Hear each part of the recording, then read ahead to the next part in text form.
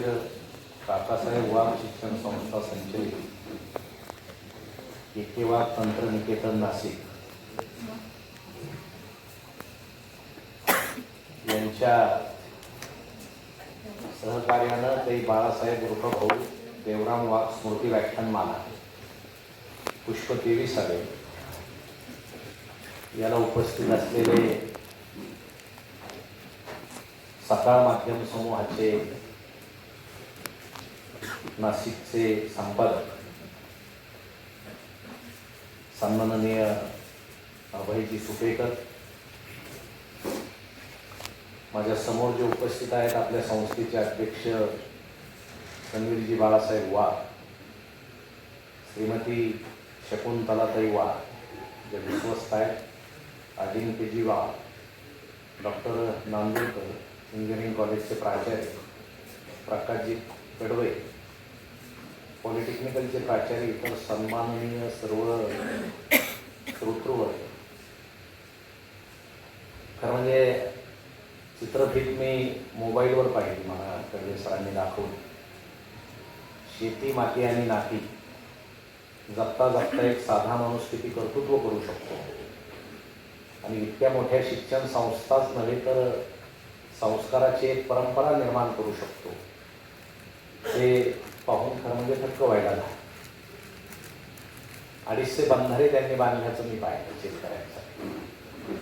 आमच्याकडे एक प्रथा आहे, आम्ही ज्याच्यासाठी काम करतो तो घटक लहानच राहतो, काम करणारे घटक मोठे होतात. शेतकऱ्यासाठी लढणारा माणूस मोठा नेता होतो, विधान परिषदेवरही जाऊ शकतो. आभाळाकडे पावसाची वाट पाहणारा शेतकरी त्याचा फोटो काढणाऱ्या फोटोग्राफरला बक्षीस मिळतं, पाऊस काय पडत नाही. शेतकऱ्यांच्या दुःखांवर कादंबरी लिहिणाऱ्या एखाद्या लेखकाला साहित्य अकादमी मिळते. शेतकऱ्याचं दुःख काय दूर होत नाही. म्हणजे दुःखावर बऱ्यापैकी प्रतिष्ठा मिळवणारे आमच्या समाजात लोक आहेत. यामध्ये बाळासाहेबांचं जे वेगळेपण आहे की फक्त शेतकऱ्यांसाठी ते जगले, शिक्षण संस्था उभ्या केल्या, अत्यंत सामान्य राहणीमान आणि इतकं मोठं कर्तृत्व. खरं म्हणजे हे नाशिककरांच्या दृष्टीनं खूप अभिमानाची गोष्ट आहे. महाराष्ट्रामध्ये कर्मवीरांनंतर ज्यांचं नाव घ्यावं इतकं उत्तुंग व्यक्तिमत्व बाळासाहेबांचं आहे, त्याचा मी सुरुवातीला आनंद व्यक्त करतो. आणि या संस्थेमध्ये जे भाग्य आपल्याला अध्यापन किंवा इतर कामासाठी लाभलेलं आहे, हजारो विद्यार्थी आहेत आणि व्याख्यानमालेच्या निमित्तानं एक व्याख्याते बोलून समाजाशी सुसंवाद घडवावा संस्थेच्या माध्यमातून. दर महिन्याला हे व्याख्यान होतं असं मला सरांनी सांगितलं, ही सुद्धा एक उत्तम गोष्ट आहे. सर अजूनही व्याख्यानाला माणसं येत आहे. एखादा माणूस तासभर बोलतोय, मध्ये जाहिरात नाही, काही सेकंदात दृश्य बदलण्याची सोय नाही. आणि अशा अवस्थेत आपण अजूनही व्याख्यानं ऐकताय म्हणजे अजूनही समाज कुठंतरी टिकून आहे असं म्हणायला हरकत नाही. मला जो विषय दिला गेला, खरं म्हणजे आपल्याकडे एक प्रथा आहे, व्याख्यान म्हणजे विचार देणं. त्यातली त्यात आपल्या महाराष्ट्रातील अनेक विचारवंतांचं असं म्हणणं आहे की आम्ही जितके गंभीर राहू तितका समाज सुधारवण्याची जास्त शक्यता आहे. तसं कधी होत नसतं. विचार गंभीर असावे, चेहरा गंभीर नसावा. आमच्याकडे विनोदाला उथळ म्हटलं जातं. एसटीचा कंट्रोलर जरी गंभीर असला तरी एसटी वेळेवरच येतील याचा भरोसा नसतो. त्यामुळे विनाकारण विद्वत्तेचा आव आणायचा. आता सर अध्यक्ष आहे, ते सकाळ समूहाचे आहे, परंतु अनेक सभेचे अध्यक्ष मी पाहिले घरून निघाल्यापासूनच ते गंभीर होतात. कारण अध्यक्षांनी गंभीर राहायला पाहिजे, त्याशिवाय सभा नियंत्रणात राहत नाही. असं आपल्याकडे गैरसमज आहे. आनंदाच्या व्याख्येविषयी आपल्याकडे गैरसमज आहे. आम्हाला मोकळ्या मनानं आनंद लुटता येत नाही. आम्ही जर हसलो तरी कोणीतरी उथळ आहे, हे ज्ञानी नाही, यांना काहीच समजत नाही, यांच्यामध्ये विद्वत्ता नाही. हा गैरसमज तुम्ही डोक्यातून दूर करा. एक आहे, आपण मनोमन हे माना, कोणाला सांगू नका की आपण सगळे मनातून अस्वस्थ आहोत. त्याचे कारण वेगवेगळे आहेत. दरवर्षी आपल्याकडे हॅपीनेस इंडेक्स नावाचा एक सर्वे होतो. 2025ला 147 देशांचा सर्वे झाला. त्याच्यामध्ये फिनलंड नावाचा देश सलग 8व्यांदा पाहिला सगळ्यात आनंदी. खरं म्हणजे आपण इतरत्र जाण्यापेक्षा फिनलंडला गेलं पाहिजे. ते लोक आनंदी का राहतात? तिथं शेती आहे का? बाण टोकरतात का? रात्र रात्र भजनं चालतात का? सासू सुना आहेत का? आपल्यासारख्या सिरियल तिथं दाखवतात का? माणसं किती मोबाईल वापरतात? याचा अभ्यास जर आपण केला तर फिनलंड आनंदी का आहे हे सांगण्याचं कारण असं आहे. तुम्ही टाळ्या वाजवले, मला आनंद वाटला. आता वाजवू नका, कारण भारताचा क्रमांक 118 आहे म्हणजे आनंदी राहण्याचा. आपला 118 असं नाही, दुःखाची गोष्ट आहे. त्याच्यापेक्षा जास्त वेदना अशी आहे की नेपाळ आणि पाकिस्तान आपल्या पुढे आहे. म्हणजे ज्या देशामध्ये 600 रुपये लिटर डिझेल आहे, पेट्रोल आहे, खायची वाटे आहे, मृत्यू कधी येईल याचा भरोसा नाही, त्या देशातील लोक भारतातील लोकांपेक्षा आनंदी आहेत असा सर्वे सांगतो. मग भारतातील लोक आनंदी का नाही? सगळं असूनही का सगळं असणं हेच आमच्या दुःखाचं कारण आहे? याचा शोध घेण्याचा प्रयत्न आपण केला पाहिजे. मी सांगितलं म्हणून कुणी आनंदी होईल असं अजिबात नाही. ज्याच्या त्याच्या वृत्तीचा, प्रवृत्तीचा प्रश्न असतो, स्वभावाचा प्रश्न असतो, त्याच्या भोवतालाचा प्रश्न. परंतु आपल्याकडं सगळ्या आघाडीवर एक निष्प्रभ कोरडेपणा आहे सरकारपासून. तुम्ही आधार कार्डवरचे फोटो पाहिले का? काय अडचण आहे? आता प्रसन्न फोटो जर दिसला काय, पण तो आपलाच फोटो पाहून आम्हाला निराधार असेल.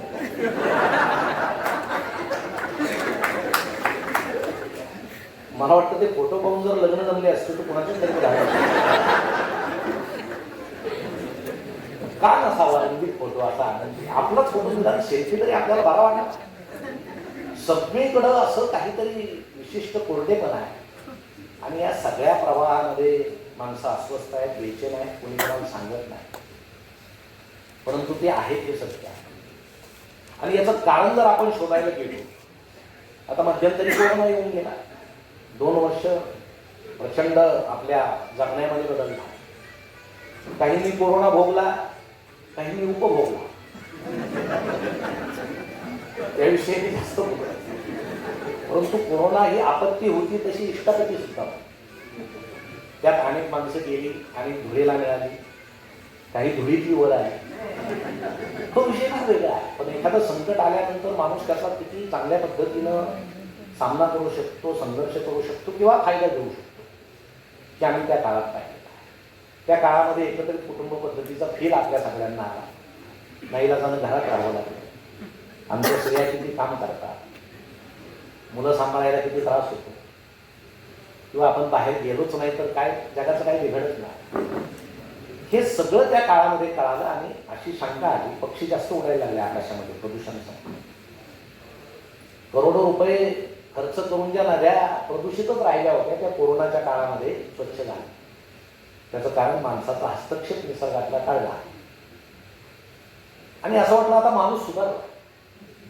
पण जसं जसं 2 वर्ष संपत गेले, माणसानं पुन्हा त्याची जी मूळ प्रवृत्ती आहे ती सुरू केली.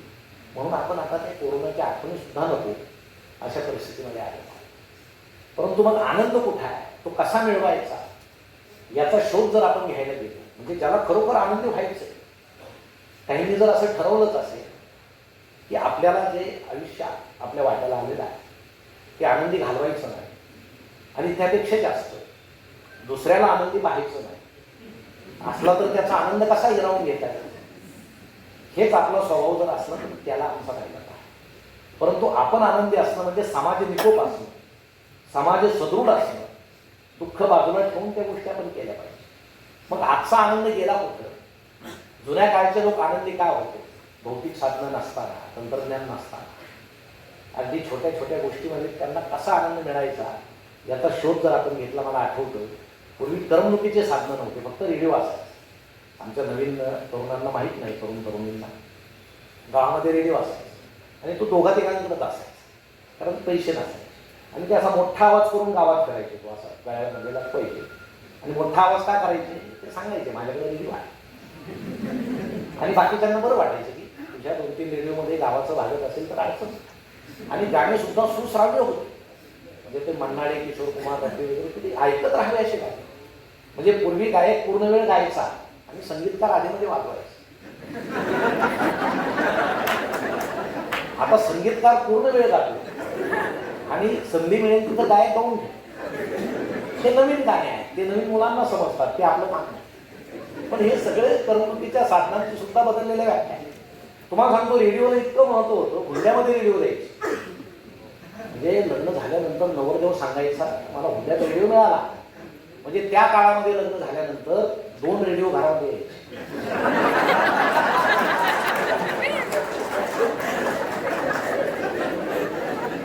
एकाला बंद करायची सोय होती. तुमच्याकडे मी पाहत नाही होतो. काहींना 4 बँड 8 बँड, काहींना बँडच नव्हते. अजूनही नाही, पण आम्हाला रेडिओ शिवाय करमत नाही, कारण तो प्रपंचाचा अविभाज्य भाग आहे. आणि मग गावामध्ये करमणुकीचे साधनं काय करत, मला आठवतं रामलीला आहे. आजी मला रामलीला पाहायला घेऊन जायची. त्या मंदिराच्या ओसरीमध्ये रामलीला व्हायची. 1 महिनाभर चालायची. राम, सीता, लक्ष्मण. त्याचं वैशिष्ट्य असं, सीतेचं काम कुणी करायचं, त्या काळामध्ये स्त्रियांनी नाटकामध्ये काम करायचं नाही, म्हणून बालगंधर्व निर्माण झाले. बालगंधर्व असा वेश धारण करून पुण्यामध्ये कुठेतरी हळदी कुंकवाला गेले आणि स्त्रियांना सुद्धा ते ओळखू आले नाही, हे पुरुष आहे असं पुण्यातून बातमी बाहेर आलेली. आता पुण्यातली असल्यामुळे आपण ती खरी म्हणतो. जे नाव म्हणताना नावावर अनुस्वार देतात, आपणही देऊया काय, तसं ते नाकातूनच बोलावं असं अजिबात. त्यांची इच्छा आहे तर आपण बोलतो. हळूहळू आता ते अनुस्वारही गेले आता ते सगळे. आणि मग एक सीतेचं काम कोण करायचं, एक देखणा नट पुरुष असतो, तो सीतेचं काम करायचा. हुबेहूब स्त्रीसारखा दिसायचा. गंमत अशी आतली, तो पुरुष हास्याला परवडायचा, कारण प्रत्येक प्रयोगाला रावण त्याला पळून न्यायचा आणि दुसऱ्या दिवशी पुन्हा आणून सोडायचा. त्यामुळं रामलीलेत खंड पडला ती चालूच आहे. प्रयोग संपला की काय व्हायचं, राम उभा, लक्ष्मण उभा, सीता उभी, त्यांच्या पाया पडायला रांग लागायची गावात. एकदा आजी मला त्या रामाच्या रांगेत घेऊन गेला दर्शनाला. कंटाळून खूप गर्दी. शेजारी पाहिजे रावण एकटाच भाऊ. म्हटलं आई देवासारखा दिसतोय लहान. म्हटलं याचे पाय मोकळे जा. मी धावत गेलो, त्याच्या पाया पडलो तर आजीनं मागून येऊन धापा टाका. म्हणजे तो देव नाही, तो देवासारखा दिसतो पण दुष्ट आहे. हे सांगण्याचं कारण, पूर्वी सांस्कृतिक सार्वजनिक कार्यक्रमातून सुद्धा माणसांवर संस्कार व्हायचे, समाज ते करायचं. त्यातली गंमत अशी, दुसऱ्या दिवशी ही माणसं राम लक्ष्मण सीता झालेली दिवसभर गावामध्ये धान्य आणि पीठ मागत करायची. दरवाजामध्ये तास तास उभा राहायचे. त्यांना कोणी लवकर धान्य सुद्धा देत. मग आमच्या बालमनाला वाटायचं रात्री याच्या पाया पडायला रांग लागली, कारण त्यानं रामाचं रूप घेतलेलं होतं. आता हा मूळ रूपात आला, याला कोणी धान्य देत नाही. म्हणजे आपल्या समाजामध्ये काहीतरी रूप घेतल्याशिवाय माणसं कोणाच्या पाया पडत नाही, हे आम्हाला बालपणी समजतं. तुम्हाला समजलं नाही माहित नाही, पण ते आपल्या राजकारणातल्या बहुतेकांना समजलं नाही. बहुतेक रामलीला लहानपणी पाहिलेली असतात. रूप घेतल्याशिवाय काय खरं नाही हे त्यांनाही माहित आहे. हे असे करमणुकीचे साधन. मला गंमत आठवते, आमच्या गावात एकदा नाटक आहे.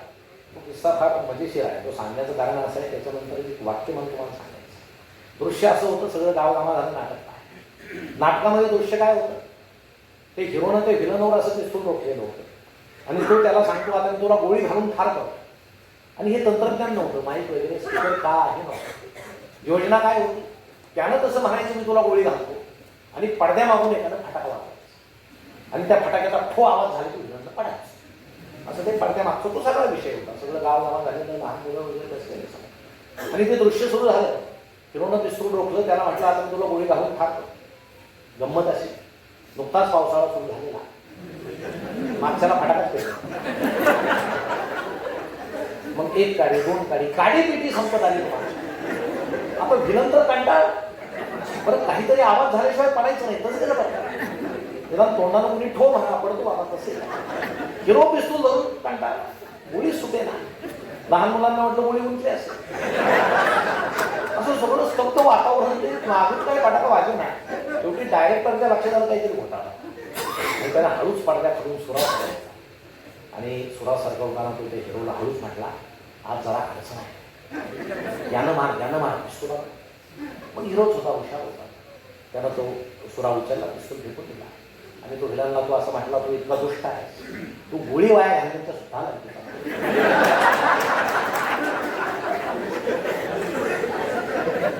आज मी तुला सुऱ्यानं त्यानं असा सुरा उचलला आणि असा ओखल्याबरोबर मागून आवाज आला, हो.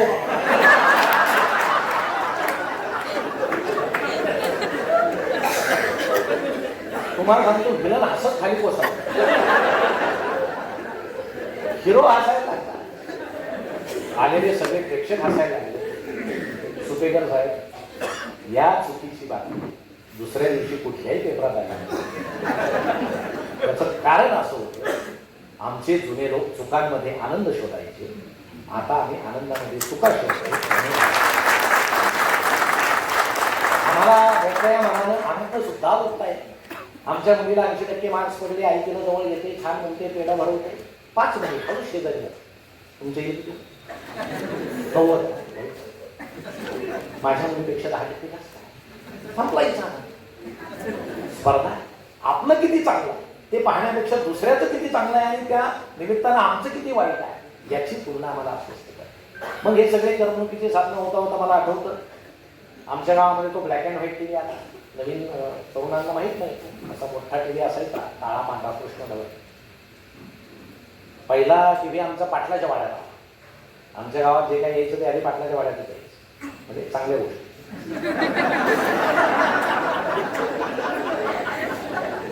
फक्त त्या ज्वारीच्या थप्पीवर त्यानं ठेवला आणि सगळे लोक तो टीव्ही पाहतात. वर अँटीना, ज्याच्या घरी चांगली परिस्थिती आहे त्याच्या घराघरामध्ये असे टीव्ही दिसायला लागले.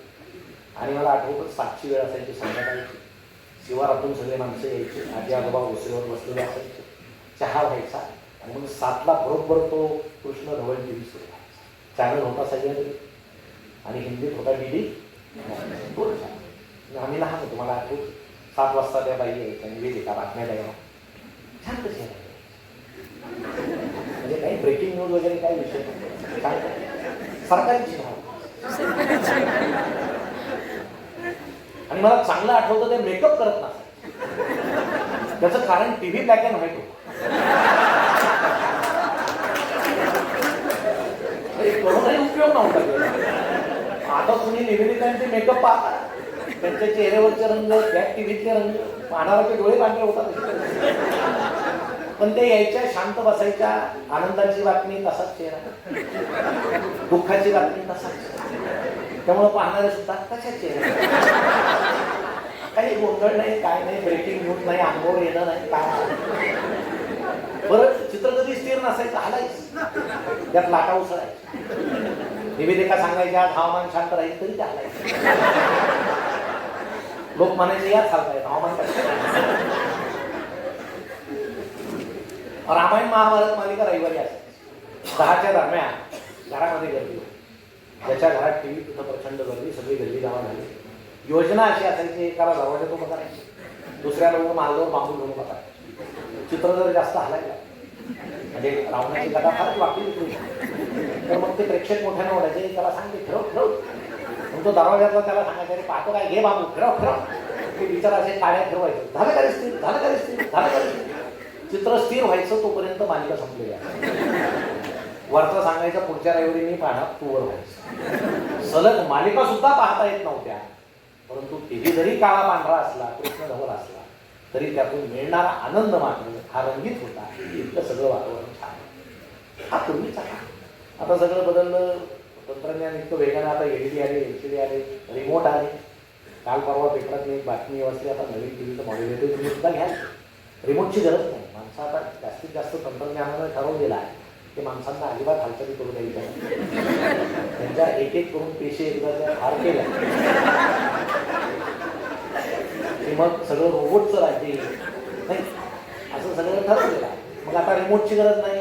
मॉडेल असं आहे, पाहणारानं डोळे झाकले की आपण म्हणतो. तुम्ही जाहिरात करा, तुम्ही सुद्धा. मला शंका आहे, पाहणारानं जर कायमचे डोळे नव्हते मॉडेलचं काय करायचं, ते पुन्हा सुरू करण्याची काही सोय आहे की ते त्याच्याबरोबरच पाठवायचं काहीतरी. आणि हे सगळं कमी होतं म्हणून की काय, मोबाईल आहे. मोबाईल अजिबात वाटत. तो आपला नौकर म्हणून आला, पण मालक कधी झाला हे आम्हालाही समजतं. आमच्या भारतीय समाज हा प्रवाह पतित आहे. एखादी चांगली गोष्ट आल्यानंतर किती वापरावी याची मर्यादा करा, त्याला प्रशिक्षणाची गरज आहे. म्हणून मोबाईल आला, आज किती माणसं मोबाईल वापरतात आणि त्यानं काय दुर्गुत झालेला आहे, या मोबाईलनं आम्ही किती अस्वस्थ झालेलो आहोत, हे जर तुम्ही आणि जर चिंतन केलं तर आपल्याला सहज समजू शकतो. परंतु पूर्वीच्या काळी एवढं तंत्रज्ञान नसताना, मोबाईल नसताना, तुम्हाला मी गंमत सांगतो, कारण आपल्याला प्रत्येक माणसाने आपला इतिहास आठवल्याशिवाय आपला वर्तमान चांगला जात नाही आणि भविष्य चांगलं घडत नाही. त्यामुळे इतिहासामध्ये डोकावणं वाईट आहे असं अजिबात समजू नका. मी तुम्हाला गंमत सांगतो, पूर्वीची फक्त पाहत. मी लहान होतो, मला चांगला आहे. पूर्वी शाळा सकाळी असायची, त्यावेळी घंटा 7 वाजता वाजायची. आई आम्हाला चेहऱ्यावर पाणी मारून उठवायची. मला कधीही खून कधी पहाटे जाग आली म्हणजे मला बालपणी समजलं मी थोर वगैरे होणार, कारण थोर माणसांना बहुतेक पहाटेच जागे. काही सध्याच्या आत्मकथनात वाचतो की मी पहाटेच उठायचो. आता बाकीचे झोपलेले असताना हे काय करायचं माणसं थोर झाल्यावर त्याचं सगळं आयुष्य थोर होऊन लागतं. बालपणापासून आम्हाला सवयच आहे. पण त्यानं जर लहानपणी फळं चोरलेले असतील तर त्याला रागावतात की हा चोर होईल, त्याला गोष्ट आहे, फळं चोरतो वगैरे. पण तोच जर पुढं थोर झाला चुकून तर ते त्याच्या चरित्रात लिहितात, बालपणापासून यांना पर्यावरणाची आवड असती गंमत. त्यामुळे मराठीतली किती आत्मचरित्र खोटे आहे हे मी सांगू नये. अनेक पुरस्कार आत्मचरित्रांना मिळालेले आहेत की ज्यातला निम्मा भाग सुद्धा खरा नाही, पण तो आजचा आपला विषय आहे. मग चेहऱ्यावर पाणी मारून आम्ही सगळे उठायचो. बरं, भावंड किती 4-5, बहिणी 3-4. पूर्वी घर गच्च भरलेलं असायचं. आमच्या ताईंना आठवण, धान्यानं भरलेलं, दूध दुभत्यानं भरलेलं, माणसानं भरलेलं. वेगळ्या मित्रमैत्रिणींची गरज नव्हती. सुखदुःखाला असे जवळ माणसं उभे असायची. त्यामुळे व्यक्त व्हायला सुद्धा संधी होती. आता व्यक्त व्हायला माणसं सापडत नाही, म्हणून आम्ही त्या यंत्राचा आधार घेतो. आणि आम्ही पाहिजे तर गावात सगळी धावपळ उडालेली कशासाठी, पाणी भरायला. कुणाच्याही घरासमोर नळ नव्हतं. दिवसभर लागणारं पाणी भरायला गावात धावपळ उडालेली असायची. आमच्या सगळ्या आया ताया नदीकडे पाळताना दिसायच्या. डोक्यावर हांडे असायचे, 1-2. एखाद्या तरुण स्त्रीच्या डोक्यावर जर 3 हांडे दिसले तर आम्ही समजून घ्यायचो ही गावात आलेली नवीन सून आहे आणि सासूनं केलेला हा प्रयोग आहे. सासू सुरुवातीला प्रयोग करते, आता उलट झालेला आहे. सासूच्या डोक्यावर 3 हांडे देखील ते सुनेच्या डोक्यावर असायचे. मग वडिलांच्या खांद्यावर कावड असायची, पुढं भांडं मागं भांडं, आडाचा त्या चाकाचा कुळकुळी आवाज यायचा, मंदिरातल्या घंटेचा आवाज यायचा. आणि मग आई पटकन आंघोळ करून घ्यायची. पूर्वीची आई किंवा ताई अंधार तोंडी आंघोळ करायची प्रकाश पाडण्याच्या आधी, कारण आमचे सगळे बाथरूम, नानी घरं हे घराच्या समोर होते आणि त्याची भिंती कमरे इतक्या उंच होती. कुठल्याही आमच्या आईला उभ्यानं मोकळे पाण्यामध्ये आंघोळ करता, खाली बसून 1-1.5 पाण्यामध्ये आंघोळ करायची, बादलीमध्ये. घरामध्ये यायचं, मेकअप सुरू व्हायचा. जुन्या आईचा मेकअप 2 मिनिटात होतायचा. गळ्यामध्ये जाळ घालायचं, मंगळसूत्र घालायचं, नाकामध्ये नळ घालायचं, 9वारी साडी घालायची. त्या साडीला सुद्धा 4-5 रंगाची ठिगळं जोडलेली असायची. 4-5 रंगाच्या साड्या मिळून एक साडी तयार केलेली असायची. मला वाटतं आमची आजची आई किंवा ताई नवरात्रीला प्रत्येक दिवशी वेगळ्या रंगाची साडी घालते. आमची जुनी आई मात्र एकाच दिवशी नवरात्र साजरी करायची अशी परिस्थिती, कारण तेवढी गर्दी. कपाळाला मेन होतं गोंडल्यासारखं दिसायचं. पूर्वी गोंदायची, मोबाईल नव्हते, मुलगा हरवला, मुलगी हरवली, देवाचं चित्र असायचं मनगटावर वगैरे, दंडावर. आताही गोंदतात. काय म्हणतात त्याला? टॅटू. तुम्ही पाहिलं का टॅटू? ते मानेपासून पायापर्यंत सगळी काय, म्हणजे त्याच्या घरच्यांना असं वाटतं हा हरवलेला बरा आहे.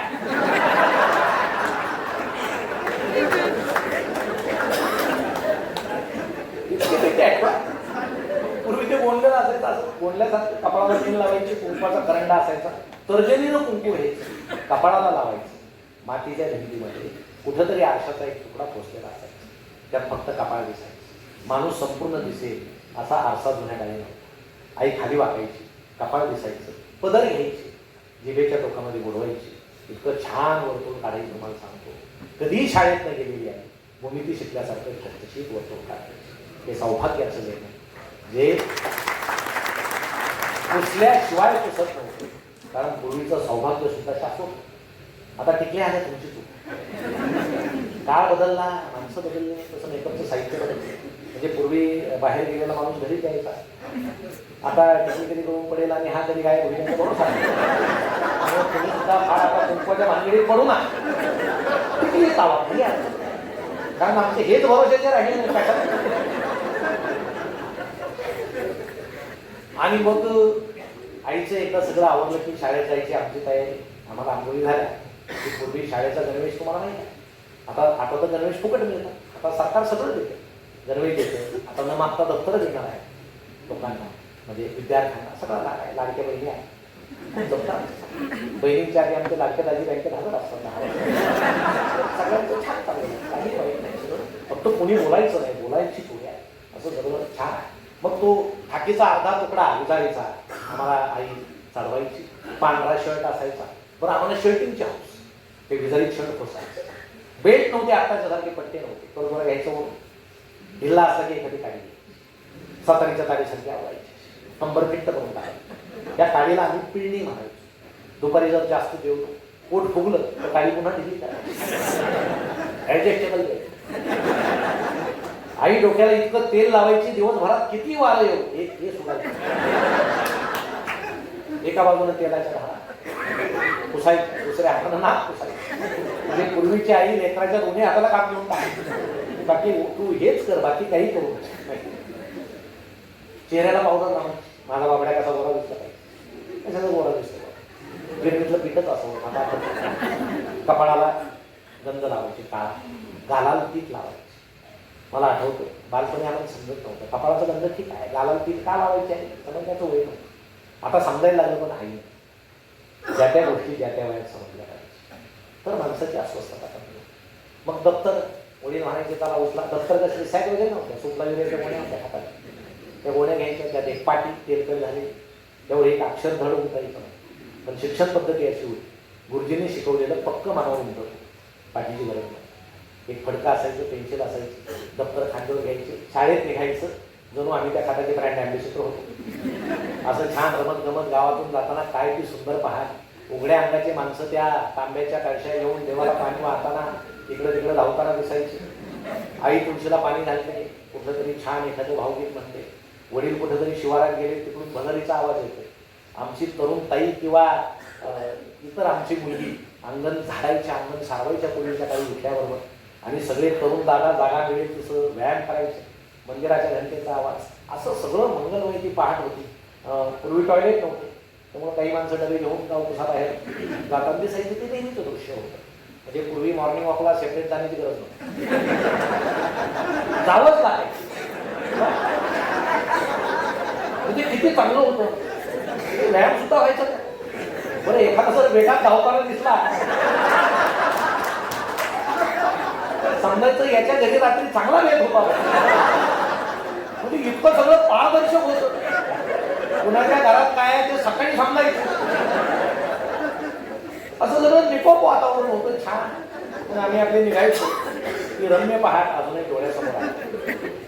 आता जाऊ दे, आपण किती काळ भूतकाळात राहणार आहोत. आज आपली पहाट जर पाहिली, तुमची काय आमची काय, आपण झोपलेलो असतो, पहाटे उठल्याबरोबर खरं सांगा, मला खरं सांगू, मनाला सांगा, उठल्याबरोबर आपण काय, उशाला मोबाईल, डोळे आणि मोबाईल एकाच वेळेस उघडला.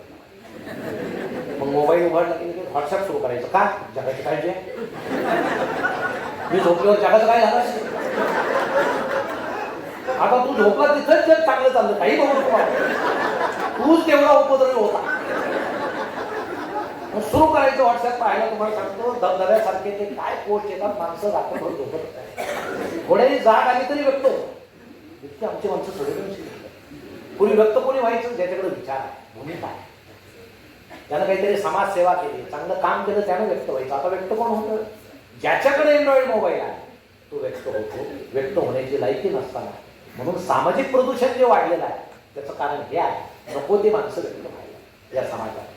मग ते व्हॉट्सअपचं दान ते आलं की आमचे तरुण मुलं आईकडे पाहायचं नाही, वडिलाकडे पाहायचं नाही, कुठंतरी 200 मैल दूर असलेल्या मित्रांना मेसेज टाकायचा, गुड मॉर्निंग. मग त्याचा मेसेज परत काय येत नाही, अस्वस्थ होतं. तो मेसेज टाकण्याच्या अवस्थेत आहे की नाही, मग एक 10 मिनिटांनी त्याचा मेसेज येतो, अरे आहे खालचे मेसेज, एक भली मोठी पोस्ट येते, वाचायचं नाही, पुढे पाठवून द्यायची, वाचा नाही नका वाचा. एखादी छान कविता आली, सुंदर आहे, कवीचं नाव काढायचं, आपलं पेस्ट करायचं, पुढे पाठवून.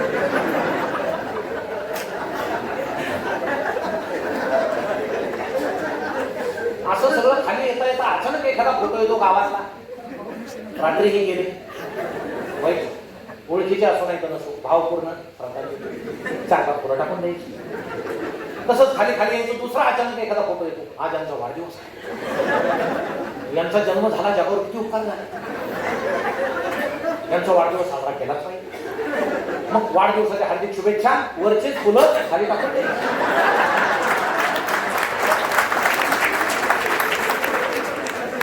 श्रद्धांजली जातेच, वाढदिवसाला बधिरावस्थेत आमचा दिवस सुरू होतो आणि माणसं आभासी जगामध्ये दिवसभर वापरतात. तुम्हाला सांगतो हरवल्यासारखे. हो, मुंगी जर समोरासमोर आल्या, दोन मुंग्या, तुम्ही निरीक्षण करा, एकमेकाशी बोलल्याशिवाय जात. दोन माकडं समोर आले, एकमेकाची पाठ खाजवल्याशिवाय जात नाही. माणसासारखे माणसं समोर आली तरी आता बोलत नाही. तू घरी जा, मी घरी जातो, आपण त्याची. तुम्ही एसटी मध्ये जर बसलेले असाल, पूर्वीच्या एसट्या किती गप्पा व्हायच्या. शेजारी बसलेल्या माणसाची ओळख काढायची तरी किती सोयरी बघवायची, इतक्या गप्पा व्हायच्या. आताची एसटी पहा, कोणी कोणाशी बोलत नाही, प्रत्येकाच्या हातात मोबाईल आहे, कानामध्ये ते गाणे सुरू आहे, काहीतरी गेम पाहताय. सुदैव एसटीचा ड्रायव्हर गेम खेळत नाही, तर आमचा गेम व्हायला किती वेळ. असं सगळं विचित्र वातावरण. आणि आम्हाला या मोबाईलमुळे जागतिक चिंतेची सवय लागते. आम्हाला जवळच्या दुःखाचं घेणं नाही, जगाच्या दुःखाचं फार घेणं. सगळ्याचे फेसबुक अकाउंट आहे, तोंडाला फेस येऊ तर फेसबुक. आपला चेहरा चांगला नसला टाकायचा नाही, सुंदर चेहरा टाकायचा. का? रेटिक्वेट जास्त आहे, प्रत्यक्ष बायकोवर सुद्धा करायची वेळ. अरे मी चेहरा पाहून शू करणं हे वेगळंच निघाला घ्यायचं. अहो, इतकी गंमत आहे त्यावर. आमच्या एखाद्या स्त्रीनं, तुम्हाला गंमत सांगतो, एखाद्या स्त्रीनं त्या फेसबुकवर जर फोटो टाकला, खाली एकच ओळ आहे, मला सर्दी झाली, लिहून पहा. तासाभरात जगभरातून तुम्हाला हजारो कमेंट्स येतील पुरुषांचे. सल्ले, ओळख नसताना, संबंध नसताना, मॅडम अमुक पुढे घ्या, मॅडम याचा मलम लावा, त्याची वाद घ्या, याचा काढा प्या. आणि घरात बायको शिंकत फिरते.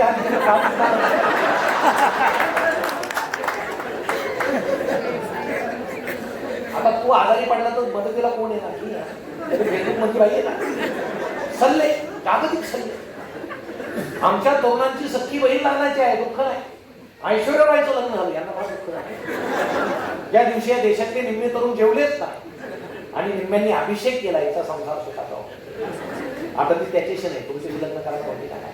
पण जे आपल्यापर्यंत येत नाही ते दुःख तुम्ही बाळगता कशाला? आज आम्हाला अशी सवय लागली की इतकं विशाल दुःख आमच्या बरोबर घेऊन वावरायचं जे आपल्याच्यानं भेटणार नाही, कशाला घेतात? आपली जर ती क्षमता नसेल, ताजमहालाच्या भिंती काळ्या पडायला लागल्या, ते सरकार पाहून घेईल, तुम्हाला काय नाही. आपल्या घराच्या भिंती काळ्या पडायला लागल्या, त्या कशाला नीट करता येईल? हे जवळचं दुःख आम्ही विसरतो आणि दूरचं नको ते विशाल दुःख घेऊन आम्ही वावरतो. त्याच्यामुळे माणसं अस्वस्थ आहे, जे आमच्याकडून भेटणार. म्हणून थोडंसं सावध राहणं गरजेचं आहे. मुलींनी, आमच्या तरुण ताईंनी सावध राहणं गरजेचं आहे. अहो, ते लहान मुलगा जर घरी आला तर पूर्वी आई वडील त्याच्याशी बोलायचे, बाळ शाळेत काय झालं वगैरे, कोणी बोलत नाही आता त्याची. आई, मी सगळेच म्हणजे आईला नावं ठेवत नाही. आई मोबाईल खेळते, टी व्ही पाहते. आता ते टी व्हीचं प्रकरण वेगळंच आहे. 7ला सुरू होतात ते. अमेरिकेत वगैरे जर पाहता आल्या तर ते लोक म्हणतील, काय भारतातल्या स्त्रिया, त्यांना हे दुसरा उद्योग आहे. 4-5 जणी एकत्र येतात, एकीला छाडतात, ते रडते नाही. असं सगळं ते भयंकरच आहे. स्त्रीचं रूप फार विद्रूपपणे 7 ते 9 त्याच्या समोर बसायचं, हलायचं, पण असं बसायचं. प्रवचनाला मुलगा येतो शेजारी बसतो, मुलगी येते शेजारी बसते, वडील येतात. आता पूर्वी तुम्हाला माहित नसेल, वडिलांना जर उशीर झाला तर आई काय करायची? मुलांसमोर बोलायचं नाही, ती परंपरा नव्हती, संस्कृती नव्हती. डोळे मोठे करायचे. म्हणजे काय? आज तुम्हाला उशीर झाला, म्हणजे तुम्ही लवकर आहे म्हणून डोळे मोठे करायचे. आता डोळे मोठे, आता डायरेक्ट बोल, कारण ते दिवस आम्ही चांगले. मग वडील येतात, सोबत असतात, चहाची गरज असते, कोणी त्यांच्याकडे पाहत. आई तर अजिबात पाहत नाही, त्यांच्याकडे पाहिलं ना हात चुकलं तर काय करावं? एक सोड मधला गेला तर अडचण आहे. ती कुठे जाणार आहे? 2 दिवस फिरेल, पुन्हा इथं गेला. मग सगळ्याला जेवायला वाढलं जातं. 8 वाजता सगळ्यांचं जेवण सुरू होतं, ताटं वाढतात, जेवण आहे रंगात येतं. 8:15ला ब्रेक होतो. पूर्वी तो अक्षय कुमार यायचा, आता शाहरुख खान यायला. काय घेऊन? ते हार्पिक. मग तो प्रयोग सुरू होतो समोर. भांड्यात कसं उठायचं, भांड्यात पुस्तकाचं कसं जायचं, माणसं जेवतात. आम्ही आहोत त्यात, आम्हाला काहीच वाटत नाही. त्या भांड्यात पाहताना जेवतात. नुसतं पाहत नाही, चर्चा होते. आई बाबांना सांगते, त्यांना खरं स्वच्छ निघता, उद्या घेऊन या, थोडी भाजी वाढवतो तुम्हाला. कुठल्या पुरुषाची जेवायची इच्छा होती? त्यामुळे बहुतेक पुरुष बाहेरून ते जेवण येतात त्याचं हे कारण आहे. हार्पिक काही नको ते काहीच नको, मी आपला बाहेरच जेवण करून येतो. ही संस्कृती आहे. आणि हे सगळे मुलं पाहत असताना मग जर सोफ्यावर मोबाईल आहे, किचन ओट्यावर मोबाईल आहे, बेडवर मोबाईल आहे, लहान मुलाला वाटलं आता काय करावं, तो मोबाईलच खेळेल, त्याची काय चूक, त्याला काय नावं ठेवलं. पुस्तक आहे का, सोफ्यावर एखादं पुस्तक पडलेलं आहे, बेडवर पडलेलं आहे, मुलाला असं वाटेल अरे हे काय आहे, ते चित्रपट छान चित्र आहे, गोष्टी काय वाचित, त्याला छंद आम्ही लावत नाही. आणि आम्ही सांगतो ही बिघडलेली आहे, वाचनाची सवय कमी झाली. कोणी केली कमी? आम्हीच केली. आमच्या घरात पुस्तकच नाही. मला वाटतं ₹1,00,000 LED आहे, 4 माणसं असतील तर 8 मोबाईल आहे, पण ₹50 साधं पुस्तक नाही. अशा घराला फक्त सुशिक्षित म्हणता येईल, सुसंस्कृत म्हणता येणार नसतंच. हे आणा ना तुम्ही पुस्तक घरात ठेवा, काय तुम्ही नका वाचू, मुलं तर वाचतील. तुम्ही वकिलाचं चेंबर पाहिलं का, किती पुस्तक असतात, ते काही सगळे त्यांनी वाचलेले असतात का? पण ते आरोपीला काय वाटतं, माणूस एवढे पुस्तक आपल्याला जामीन मिळण्याची दाट शक्यता आहे. मिळतो की नाही पुढचा विषय, पण निदान त्या निमित्तानं तरी पुस्तक द्यावा. मग आम्ही सगळे काय झालो, मुलांकडून आमच्या अपेक्षा वाढल्या. क्षमता त्याची किती आहे काहीच नाही. त्याला मार्क्स पडले किती, 90%, 95%. त्याला आमच्या के वाघ इंजिनिअरिंग कॉलेजमध्येच प्रवेश मिळाला. त्याची क्षमता तेवढी आहे का ते पहा. आणि क्षमता रोखत नाही. तो चांगलं चित्र काढत असेल, त्याला रंग आणून द्या, ब्रश आणून द्या. चांगला खेळत असेल, बॅट आणून द्या, बॉल आणून द्या. आठवड्यातून त्याचं दप्तर एकदा तुम्ही तपासा, कारण दप्तर हे विद्यार्थ्याच्या मनाचं प्रतिबिंब असतं. ते पालकांनी तपासलं पाहिजे. सर, आमच्या नगरमध्ये 8वीच्या मुलानं 10वीच्या मुलाचं खून केलं. 2 दिवस चाकू त्याच्या दप्तरामध्ये, ना पालकांनी पाहिला ना शिक्षकांनी. म्हणून आठवड्यातून एकदा आपण ते पाहायला पाहिजे. आपण डोळ्यात तेल घालून जर मुलांकडे लक्ष दिलं तर ती सुसंस्कृत होती. त्यांना नुसतं बिघडलं म्हणण्यात अर्थ नाही, आणि त्यांच्याकडून अपेक्षा करण्यात तर अजिबात अर्थ नाही. पण आता रशियातला मार्क्सवाद संपला, आमच्या भारतातल्या पालकांच्या मनात मार्क्सवाद संपला. माझ्या मुलाला इतके मार्क्स पडले. अहो, माणसं एवढे ॲग्रेसिव्ह होतात. मध्यंतरी एक निकाल लागला 12वीचा, आणि आमच्या एका मित्राच्या मुलाला खूप कमी मार्क्स पडले. तो रडायला लागला. आम्हाला समजलं तो रडतोय. आपण सांत्वनाला गेलं पाहिजे. आता ही नवीन जागा झाली सांत्वना. गेलो आणि तो रडतोय, त्याची पत्नी रडते, मुलगा समोर बसलेला. आता मुलाला माहीत होतं हे लोक कशामुळे येत आहेत नाही, मग आपण थोडं रडलं पाहिजे. त्याचं खाली मान घालून कुठं कुठं रडत. आता आपण पुण्याच्याही घरी गेल्यावर नकळत आपली एक अपेक्षा असते की आता चहा वगैरे होईल, पाहून करायचं. पण तिथं परिस्थिती फारच गंभीर होती. म्हटलं आता इथे चहा होण्याची लक्षणं काय. मग मी त्या मित्राच्या कानात एक वाक्य बोलतो. त्यानं पटकन डोळे पुसले. पत्नीला म्हटलं काय रडू नको, फार झालं, तर चहा ठेव. झक्कपैकी चहा झाला. आम्ही बाहेर आलो. माझा मित्र मला म्हटला काय बोलला त्याच्या एवढे कानात, तो एकदम गप्प झाला, वातावरण छान होऊन गेलं. म्हटलं मी त्याच्या कानात एवढंच बोललो की बाबा, कधी कधी अनुवंशिकतेचा सुद्धा परिणाम असतो.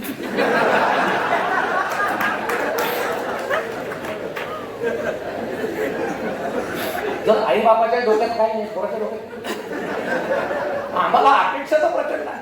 बरं 55% पडले, काय केलं पाहिजे त्याला, कुठल्या तर पडले 55%, काही फरक पडत. 1% पडले म्हणजे तो जीवनात यशस्वी झाला असं. ती टक्केवारी मूल्यमापनाची एक पद्धत आहे. ती जीवनात यशस्वी होण्याची पद्धत नाही. पण 55% पडले म्हणजे आमच्या पालकांच्या डोक्यात एकच, काय, डॉक्टर झाला. आता तुम्ही मला सांगा, इतक्या कमी मार्काचे डॉक्टर झाले पाहिजे? तुम्ही म्हणाल अजिबात नाही. माझं मत त्याच्या उलट आहे. खूप कमी मार्काचे डॉक्टर्स झाले पाहिजे, त्याशिवाय देशाची लोकसंख्या कमी होणार. 55 लाखाची बॅग घ्यायची, 55% पोरगं घ्यायचं, बॅकसाईड पोरगं घेऊन येतात, झाला डॉक्टर. आणि अजून 5, 6, 7 वर्षांनी तुम्हाला सांगतो, अशा कमी मार्क्स असणाऱ्या टोळ्याची टोळ्या बाहेर पडणार आहेत. त्या बाहेर पडण्याआधी तुम्ही जगून घ्या. काय होईल सांग. मला आठवतात, गमती आठवतात. एक डॉक्टर जातात आहे ऑपरेशन थिएटरमध्ये पेशंटला घेऊन. पेशंट पाहतं कोपऱ्यामध्ये हार पडलेला आहे, ऑपरेशन थिएटर घाबरत. म्हणजे डॉक्टर साहेब, ऑपरेशन थिएटरमध्ये हार कशा? डॉक्टर सांगतात हे माझं पहिलंच ऑपरेशन. ऑपरेशन सक्सेस झालं तर हा हार मला.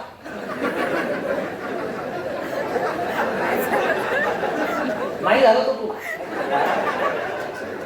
वाया. 2 मित्र चाललेलं रस्त्यानं, एक जण मोठ्यानं ओरडतो अचानक, काय झालं? जुळ्या बहिणी येत आहेत आणि सारख्या आहे, सुंदर आहे, रंग सारखा आहे, केस सारखा. मित्र सांगतो ती एकच आहे, तुला 2 दिसतात. एकच आहे, चल. नाही 2 आहे. या वयात असं होत असतं, चल. जातात तो पुन्हा ओरडतो. आता वयाचा काय संबंध आहे? आणि काय झालं? 2 म्हशी येत आहेत, सारखे शिंग, रंग काळा. आणि अरे एकच म्हैस आहे, तुला झालं तरी काय? माझ्याकडे बघ, तू सुद्धा 2 बघ. तुझा सेंटर सरकला. आपल्याकडे डोळ्यांचे डॉक्टर आलेले आहेत, जातात डोळ्यांचे डॉक्टर बसलेले असतात, दोघे समोर बसतात. हा ओरडतो डॉक्टर, तुम्ही सुद्धा 2 डॉक्टर म्हणतात प्रॉब्लेम काय? आता याचा मित्रांनी शेजारी बसलेला आहे, सांगतो त्याला मागापासून काय झालं समजत नाही, प्रत्येक प्रतिमा 2 दिसते. डॉक्टर सांगतात किरकोळ प्रॉब्लेम, पण याच्यासाठी तुम्ही चौघं कशाला?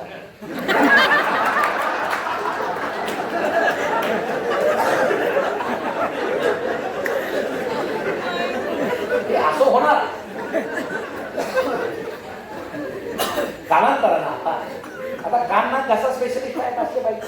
पूर्वी सगळे सगळं होत, आता कानाचे वेगळे, नाकाचे वेगळे, घासाचे वेगळे. 10 वर्षांनी तुम्हाला पाट्या दिसतील उजव्या नागपुडीचा स्पेशलिस्ट, डाव्या नागपुडीचा वेगळा. डाव्याकडे गेली तो उजवी बंद पाडली, उजवीकडे गेली तो डावी बंद पाडली, एके दिवशी दोन्ही बंद पडले. ही अशी सगळी गंमत आहे. आणि आम्ही या सगळ्या गोष्टीला पूर्वी सरकारी दवाखाने होते. मला आठवतं आमच्या गावात एक डॉक्टर होते, डॉक्टर बेंदूरकर. वर दवाखाना होता माडीवर, खाली ते राहायचे, जिन्यावर पाठी होती. मला अजून आठवतं डॉक्टर बेंदूरकर दवाखाना, वर जाण्याचा रस्ता. त्यामुळे वर गेलेला पेशंट खाली गेला याचा भरोसा नव्हता. तरी सगळे माणसं छान झाले, कारण खाणं सेंद्रियत्व असं छान होतं. पूर्वी कुणाच्या पांढऱ्या पेशी मरत नाही, आता प्रत्येकाच्या मागतात. कारण पांढऱ्या पेशी निर्माण करणाऱ्या औषधांना सरकारी दवाखान्यात जायचं, वेगवेगळे आजार असले तरी त्याच एक गोळ्या पांढऱ्या बाटलीमध्ये मूठ भरून द्यायची, घरून काचेची बाटली न्यायची औषधाची, भाड जण होतायची बाटली भरून. डॉक्टर किती चमचे द्यायचे, काय अडचण नाही, म्हणून काय सगळं असं मोकळं ढाकळं वातावरण होतं. परंतु असं माणसाचं आरोग्य इतकं छान होतं, व्यायाम होता, लेखोक वातावरण होतं, आणि मनामध्ये एक उर्मी होती. डॉक्टरांनी मला हात लावला की नाही, औषधांची सुद्धा गरज नव्हती. हे सगळं बदललेलं सगळं क्षेत्र असताना आपल्याला थोडं शिक्षणाकडे लक्ष द्यावं. एके वार आपल्या या संस्थेमध्ये जे जे शिकवलं जातं त्याचं फलित आपण पाहतो. समाजामध्ये आज आपले विद्यार्थी परदेशामध्ये आहेत, त्यांचे आपण मध्यंतरी माझा मिटिंग केलेली. म्हणजे इतकं सगळं या अशा संस्था फार दुर्मिळ आहे. पण माझं म्हणणं एकच आहे, लहानपणापासून पोराच्या वाट्याला काय येतं? आता जिल्हा परिषदेचे शाळा जातात गरीबाची पोरं. आता सरकार काय सांगतं? गुरुजींना शिकवणं सोडून सगळे कामं सांगतं. जनगणना करा, हे करा, ते करा, अमुक मोजा, तमुक मोजा. अजिबात त्यांना शिकवायलाच वेळ नाही. मग एक साहेब वर्गात गेले, गुरुजी होते. साहेब म्हटले, गुरुजी सगळ्यात हुशार मुलगा उभा करा. केला. साहेबांनी त्याला विचारलं, साथी किती? तो म्हटलं 35. साहेब म्हटले सगळ्यात हुशार? गुरुजी म्हटले हाच आहे. म्हणे कसं काय? म्हणे बाकी सारे 35च्या आतच म्हणतात, हा निदान 49 पर्यंत आलाय. आणि जसं तुम्ही आम्हाला शिकवायला वेळ द्या, आम्ही याला 49 पर्यंत आणणार. असं आमचं शिक्षण आहे, सरकारी धोरण आहे. आता मागच्या आठवड्यात बातमी आहे, आता मारायचं तर नाही शिक्षण. आता एक बातमी आली, तुम्ही छापली होती, शिक्षकांना डोळे मोठे सुद्धा करायचे, मुलांच्या बालमनावर होता. किती काळजी आहे बालमनाची, परिणाम. मग काही शिक्षक मला म्हटले ते असाच झाला, तर शिकवायचं कसं? म्हटलं एक काम, वर्गाच्या बाहेर या, दरवाजा लावून घ्या, खिडकीतून शिकवा. राग आला, रज आवला, धोका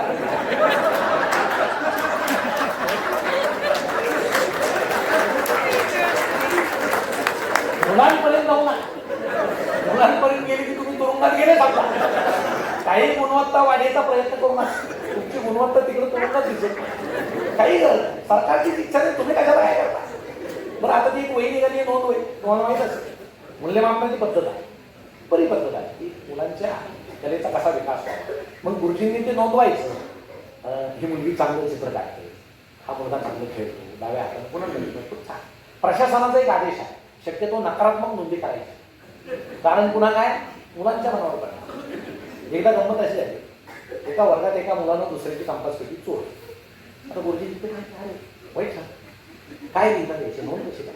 हा चोर होणार आहे असं लिहिता येईल, अवघड आहे, लिहिलं तर काय?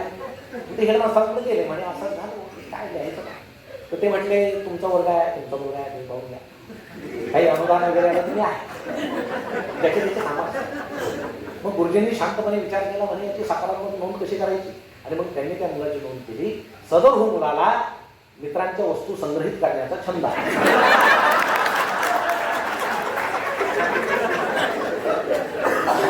सकारात्मक नोंद, हीच नोंद वही जर आणि त्यांना जर वाटतं याच्या छंदाला प्रोत्साहन दिलं पाहिजे, त्यांची पर्स सुद्धा बाजूला ते अशा जागा नोंद द्या. मग हेच पूर्ण माध्यमिक मध्ये जा. आता माध्यमिक हे संस्काराचं होतं, पण माझ्या मते माध्यमिकचा जो अभ्यासक्रम आहे तो बाहेरच्या जगाशी मिळता जुळता पाहिजे. तो कसा नाही बाहेर वेगळं चालू 100 वर्ष जुनं झालंय आमचं नागरिक. एखाद्या 9वीच्या शिक्षकांनी जर मुलाला विचारलं एखाद्या राष्ट्रपती राजवट कधी लागते, आणि तो जर म्हटला रात्री लागते आणि पहाटे होते, काय सर म्हणजे तू काय म्हणून सर तुम्ही पहाटे गेले रात्रीच पळाले पहाटे आले शपथविधी झाला. या महाराष्ट्रामध्ये 6 तासासाठी राष्ट्रपती राजवट लागलेली आहे. ते कुठल्याही नागरिक शास्त्राच्या पुस्तकात का करतो काय आम्ही मुलांना शिकवणार. 18 वर्ष पूर्ण झाल्यावर म्हणताना हक्क आहे. आजची मॅडम शिकवतो. मुलगा घरी जातो, चौथीतला खेळत असतो, सुट्टी असते तरी त्याचं वडिलांकडे लक्ष असतं की हे मतदानाला जाते. 5 वाजले तरी वडील मतदानाला जात नाही. ते मुलाच्या मनात येतं 18 पूर्ण व्हायला यामध्ये मिळतं. 5 नंतर एखादी गाडी येते, घरासमोर 2 गाड्या असताना सुद्धा आलेल्या मोफतच्या गाडीत वडील बसून मतदानाला जातात. या विधानसभेमध्ये 73 लाख मतदान 6 वाजल्यानंतर झालं. आणि आम्ही सगळं हे वर्गात छान छान शिकवतो. बाहेर जे चाललंय ते वेगळंच आहे. आम्हाला मुलाला व्यवहारिक ज्ञान शिकवायचं नाही, नुसतं त्यांना ATM मशीन बनवायचं, त्याला किती पॅकेज लागेल, किती होईल. म्हणून वृद्धाश्रमांची संख्या वाढण्याचं हे कारण आहे की आम्ही मुलांना व्यावहारिक ज्ञान शिकवलं पाहिजे. आम्हाला एक मुलगी होती, मला आठवते, ते सोमवारी घरी घालायचे का हौदात 40 बाजल्या पाणी होतं, 10 बाजल्या गाळायला खाली किती आहे 40 बाजल्या आणि 30. ते मंगळवारी सांगायचे त्याच हौदात 50 बाजल्या पाणी होतं, 20 बाजल्या गाळायला. आणि शनिवारपर्यंत फिक्स. शनिवारी एक मुलगा उठला, तो म्हटला गुरुजी म्हणे काय हाऊस जर रोजच करत असेल तुम्ही त्याला सिमेंट का लावून गुरुजीने त्याला लोपटला. आता बिचारायचं काय हाऊस जर गळायचाच थांबे ना, एक वजाबाकी आल्यावर हाऊस तर थांबणार गळायचं हे व्यावहारिक. आमच्या आठवणी एका घराने आम्हाला एकदा विचारलं, रस्त्यानं 30 मेंढ्या चालल्या, चालता चालता मध्ये विहीर आली, 5 मेंढे विहिरीत पडले, खाली किती राहिले तोंडी सांगा म्हणे. आम्ही सांगितलं 30 वजा 5 25. सगळ्यात शेवटी एक मुलगा होता, तो म्हटला सर रस्त्यावर एक मेंढी राहा. म्हणे कसं काय, तो म्हटलं मी मेंढपाळाचा मुलगा आहे, मला माहित आहे एक मेंढी जरी विहिरीत गेली सगळ्या मेंढी विहिरीत गेली, रस्त्यावर शून्य मेंढी. सर म्हणे अरे याचं बरोबर आहे, पण हे व्यवहारात बरोबर आहे गणितात. मग ते दुपारी हेडमास्तरांच्या केबिनमध्ये बसले गप्पा मारत. मग ते म्हटल्यावर ते पोरानंतर मला जरा अडचण सांगा म्हणजे काय नाही, त्यांनी असं त्याला सांगितलं मेंढ्याचं गणित. मग हेडमास्तर त्यांना काय म्हटले, तुम्हाला मेंढ्या घ्यायला कोणी सांगितलं होतं?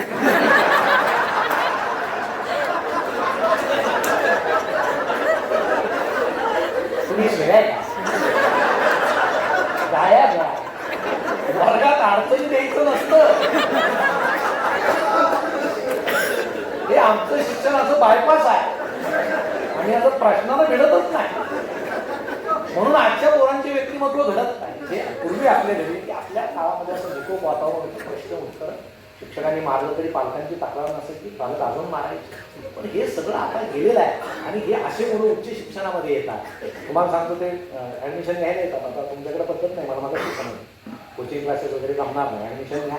पण आता बहुतेक ठिकाणी असं आहे, सर मी ऍडमिशन घेतो, येणार नाही मी कोचिंग क्लासला जाईल. आता सर म्हणतात अरे दिलं पाहिजे ऍडमिशन, कारण तेवढे मुलं झाले तर मी ठीक माझं पण ठीक आहे. म्हणजे पूर्वीच्या काळी विद्यार्थ्यांचं भवितव्य शिक्षकांच्या हाती होतं, आता शिक्षकाच्या भवितव्य यांच्या हाती. ही एवढी संख्या झाली तरच तुमचं पट टिकेल, नाही तर धुळे बुलढाणा मालेगाव हे असं सगळं विचित्र काळ आलेला आहे. आणि विचित्र काळामध्ये आपल्या मुलावर संस्कार करायचे असतील तर ते फक्त शाळेत नाही, आपण कुटुंबात केले पाहिजे. आणि त्यासाठी घरामध्ये पुस्तकं असणं हे अत्यंत गरजेचं आहे. ही एकच गोष्ट तुम्ही लक्षात ठेवा. आता बाकीचे म्हणतील शिक्षणाचं ठीक आहे, आम्ही जे जगतो तुम्ही आनंदाच्या वाटा सांगता, काय आहे जगायला, आजूबाजूला आनंद नाही, आम्हाला दुःख आहे. आमच्या माणसांना कसं आहे, बैलगाडीच्या चाकाला जर वळण घातलं नाही ते चाक जसं कुरकुर करतं तसं कुरकुरत जाण्याची सवय आहे.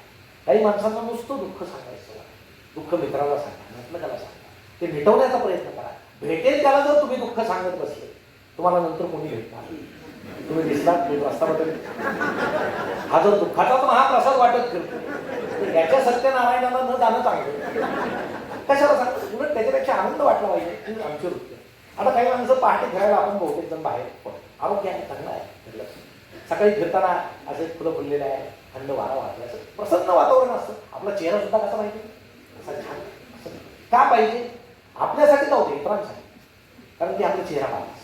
दिवसभरात एखादी वाईट घटना घडली तर ते आपल्या चेहऱ्यावर थोपवून येतात. तुम्ही सकाळीच त्याचा चेहरा पाहिला, त्यापेक्षा ठेवायचं असेल तर प्रसन्न हसा, असं छान हसा चाललेले आहे. आपण चालतो, काही माणसाची कुत्री घेऊन फिरतात. आता आपल्याला कुत्र नाही, याचा वय काढून घ्यायचं माझी बात, तो फिरतोय ना घेऊन, त्याच्याकडे पहा. कधीतरी कुत्रा आणला असतो, हा लुकला असतो, कुत्रा त्याला घेऊन आपण हसायचं मनात राहून, काय गंमत आहे. हे सगळे मनातले मनात करायचे विषय आहे. उघड समजा एखादं जोडपं चाललंय राष्ट्रानं, त्यांच्याकडे लक्षात येईल यांचं लग्न होऊन किती वर्ष झालं, ओळखण्याची सोपी पद्धत. शेजारून चालले, हसताय, टाळ्या देत आहे, 1-2 वर्ष झाली. थोडे तुटर दिसले, 5-6 वर्ष झाले. 10 किलोमीटर दिसले, 20 वर्ष होऊन तो सांगतो आता इथे काय बोलायचं.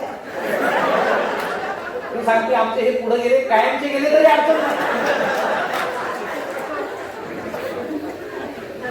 आणि पुन्हा जर एकत्र दिसले तर ओळखून घ्यायचं. 40 वर्ष होऊन गेले, दोघांनाही समजलं आपल्याला एकमेकाशिवाय माझा. पण हे सगळं आतल्या आत करायचं. त्या काळात असं मी म्हणणार नाही, तो उद्या आपलं जोडपं असेल तर तुम्ही पाहाल की आमच्याकडे कुठे पाहतं की काय. वेगवेगळ्या भूमिकेत आम्ही वाहू. तुम्हाला गंमत सांगतोय की मी पहाटे फिरायला बाहेर. आता जे माणसं अनियमित फिरतात ते जरा वेगळं फिरत असतात, असं माझं मत आहे. माझ्यावर मी असं सतत चालत होतो, अंधार गेलो होतं, चेहरे नीट दिसत नव्हते. कोणीतरी स्त्री माझ्याजवळ गेली, मला म्हटली गुड मॉर्निंग. सगळ्या पुरुषांनी लक्षात घ्या, पहाटे लक्षात घेण्याची गरज नाही, तुम्ही घेतलेलं आहे. आणि मी चाललो आणि कोणीतरी स्त्री गुड मॉर्निंग म्हटली. आपण काय करू, म्हटलं पाहिजे ना गुड मॉर्निंग. म्हटलं नाही गुड मॉर्निंग, आनंद वाटला. बरोबर, घरी आलो, आता असा चेहरा लपत नाही.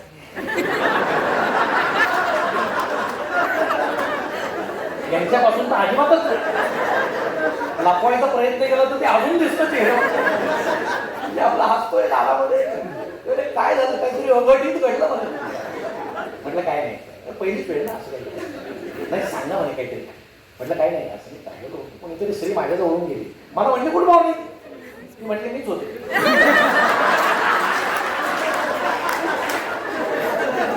तुम्हाला सांगतो लगेच चेहरा पाडला. आता ती म्हटली हा कुठला आनंद आहे. परस्त्री वाटल्यावर आनंद, बायको वाटल्यावर दुःख. आनंदाची व्याख्या तरी काय. आपल्या जवळ आनंद. आपण आजारी पडलो, तीच पत्नी आपल्या आईचं बहिणीचं काम करून आपली सेवा. ती आजारी पडली तर आपण ती वडील होतो, भाऊ होतो, तिची सेवा करतो. हे सुखाचे आनंदाचे नाते आहेत, ते आम्हाला दिसत नाही. आमच्या समाजाला दूरदृष्टीची सवय आहे, वेगळ्या अर्थानं दूरदृष्टी. म्हणून ती दूरदृष्टी न पाहता आपण या गोष्टी केल्या पाहिजे. आता काही माणसं पहाटे उठतात, आता योगासना केले पाहिजे. योगासना चांगले. एकानं दुसऱ्याला विचारलं तू योगासना करतो का? काय होतं योगासना? काय होतं? आयुष्य वाढलेल्या आयुष्यात काय करायचं? योगासना. कशाला करतो? अहो योगासना करतो तर बाकीचा आनंद कोणी उठायचा? मी फार कडक पथ्य पाळतो. का? मला खूप जगायचं. का जगायचं? पथ्य पाळतो. काय तुझं जगण्याचा उपयोगच काय? तू जगण्यासाठी पथ्य पाळतोय की पथ्य पाळण्यासाठी जगतोय? मग या जगात आनंदच नाही का? काही माणसं उठतात बरं का पहाटे, टीव्ही समोर असतात, आपल्याला माहिती नसतं, ते चॅनल लावतात रामदेव बाबा. आता बाबा पहाटेच उठतात, तर त्यांचे व्यवसायाचा भाग आहे. पहाटे उठतात, आपल्या समोर बसतात, काही बसतो, नमस्कार घालतात, नमस्कार. ते असं पोट गरगर ठरवतात, आपलं फिरतात विनाकारण आपल्या पोटाकडे. आता आपल्याला पोटासाठी दिवसभर गरगर फिरावं लागतं, कुठे नाही करायला ते काही कमी आहे. पण बाबा एक पाय घेतात, काय घालतात, आपणही घालतो. आता बाबा पटकन काढतात, आपला निघतो का खरं? अजिबात. आपला एक पाय काढू तर बाबा पुढच्या असणार. मग प्रयत्न थकले की बायकोला काय मोठा पाय काढून सांगते हा दुसरा घालते. दिवसभर तुम्ही काय करता गावात? याचे पाय त्याच्या गाड्यात फिरता नाही. तुमच्या वेळात उठून बसा इथं माझा व्यायाम केला पाहिजे निरोगी राहण्यासाठी. निरोगी राहायचं कशाला? आनंदी राहण्यासाठी. आनंदी राहण्यासाठी आनंद शोधता आला पाहिजे. पण आम्हाला दुःख वाटण्याची सवय आहे आणि आनंद मिळवण्याची सवय.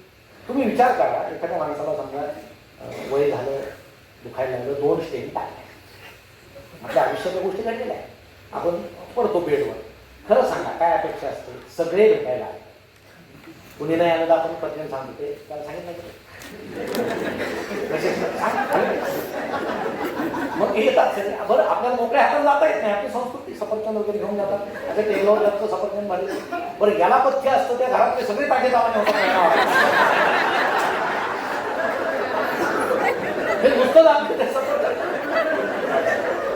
म्हणजे असं एखादं पेशंट घरात पाहिजे वर्षभरात, फक्त ते आपण नसलो पाहिजे एवढा. मग तो नवीन माणूस आला समोर वाजला की आता सुरू होईल. कधी समजतो? सकाळी. अरे मागच्या शनिवारी काय असं पाठी उठलो, डाव हात दुखायला लागला, पाठ दुखायला लागली, असा घाम आला, व ऐकणारला घाम. 2 स्टेन झाले, 2. आता तू त्याला सांगते त्याचं बायपास झाले, तुझ्या 2 स्टेनचं त्याला काय होतं? तो सांगेल अरे बाबा मला अख्खा फाडला होता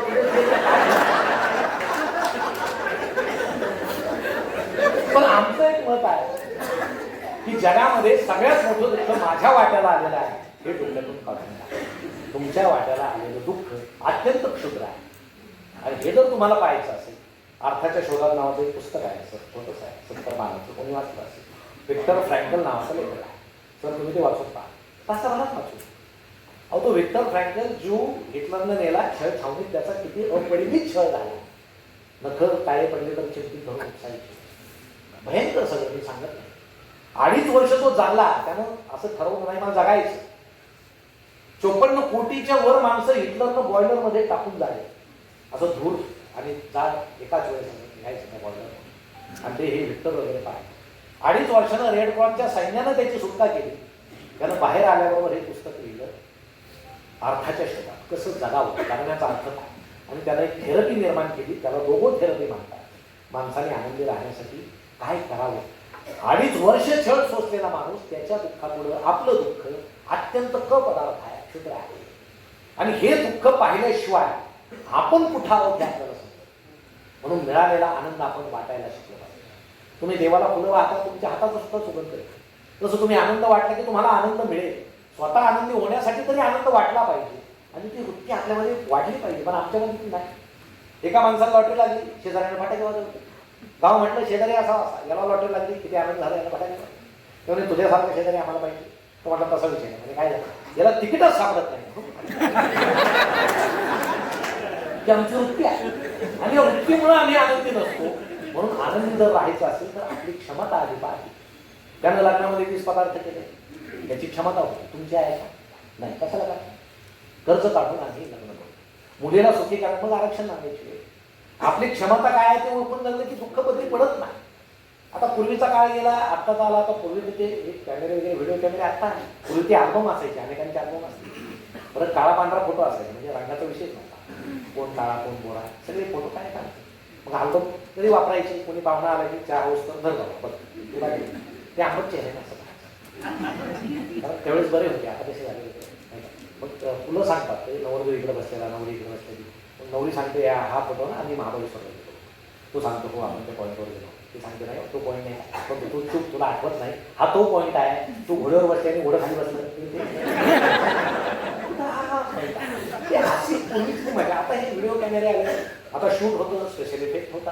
लग्न झाल्यावर मुलगी घरी येते, मग सगळेजण बसतात, स्क्रीनवर लावतात स्पेशल इफेक्ट सही. तो नवरदेव असा कबुतरासारखा, त्याचा चेहरा कबुतरासारखा आणि इकडून नवरी अशी चिमणीसाठी ती आभाळात भेट होते. झालं छान झालं, आता हे सुखी होणार आहे. थोडी सुधारणा त्यात केली पाहिजे. नवरीचा बापही दाखवला पाहिजे, असा जटायूसारखा पंख कापलेला, अशी जीभ वाचते, चोच वाचलेली असते, पुढचा हप्ता कधी कर्जाचा. कारण हे आम्हाला सवय आहे. आम्ही प्रतिष्ठेसाठी मरतो. आमचा समाज दुःखी होण्याचे हे जे कारण आहे की काय आपल्यात असेल तर आपण ते करावं, आम्ही ते करत आणि आम्ही नको त्या प्रकार. आता ते प्रिविलिंगचा विषय आहे.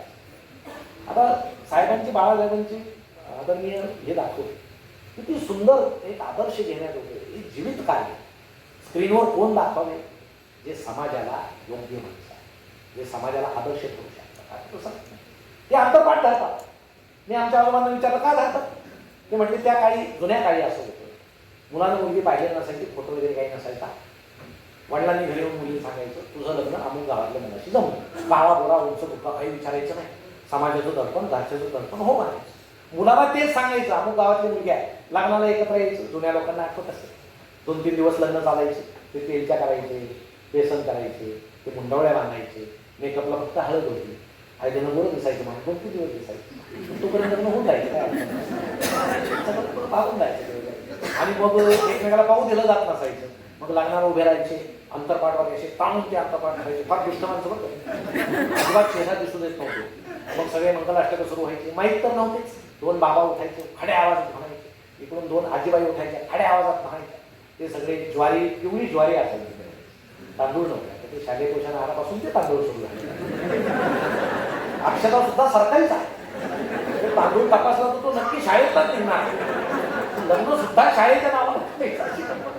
आणि मग ते सगळं झालं की शेवटचं मंगलाष्टक झालं की हात हातात द्यायचा. मग ते अंतरपाठ खाली केल्यानंतर एकमेकाचा चेहरा पाहायचा. मग ही सांगायचं आहे काय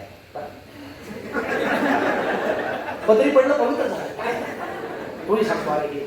म्हणजे एकमेकाचे चेहरेही न पाहिलेल्या माणसांनी 50-50 वर्ष सुखाने संसार केले. पूर्वी आमची ही परंपरा होती. पण आता गंमत अशी आहे, लग्न जमल्याबरोबर आमचे तरुण मुलं काय करतात, येतात ते व्हिडिओग्राफर, तुम्हाला मी म्हणत नाही पण सगळे चला आपण शूट करू, प्री वेडिंग करू निसर्गात. बरं निसर्ग कुठं? नाशिकचे असतील तर पुण्यात, पुण्याचे असतील तर नाशिकमध्ये. निसर्ग जवळ नसतो का, दूर जायचं. मग तो व्हिडिओ कॅमेरावाला मग ते दोघांना हा आता काय करा, हा गावतात लोळा नव्हता. हे पण लोळतो त्यांच्या मागे असेल. स्पेशली खांद्याला खांदा लावा, डोक्याला डोकं लावा. का लावा? लावा. लग्न आनंदाची गोष्ट आहे, नाही म्हणायचं. कोल्ड्रिंकची बाटली आणा आणि 2 नळ्या घाला, ओढा ओढा ओढा. काय असतं कधी कधी ती फुंकते हे ओढतो. ती सांगते बावळट आहे, सगळा संसार हात ओढणार आहे, अजिबात आहे.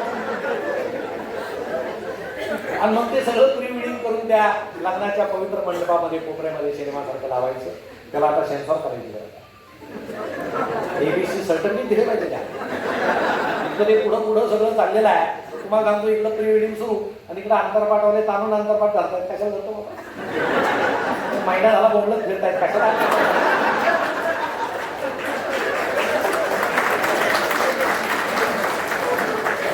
काहीतरी हेच बंद केलं पाहिजे ना. नाही मग या जुन्या प्रथा ज्या होत्या समाधान देणाऱ्या त्या आता राहिल्याच नाही. अहो जेवणाची पद्धत सुद्धा कशी, लग्न लागल्यावर धुळीत बसते अशा 2 रांगा मागून कधी कधी गाठा व्हायची. तुम्हाला आश्चर्य वाटतं. कोणी आजारी पडलं नाही, कोणाला संसर्ग झाला नाही, कारण समाधान. असे बसायचे, तंत्रवाण्या यायच्या त्या प्लास्टिकच्या नव्हत्या, आता प्लास्टिक निघालं.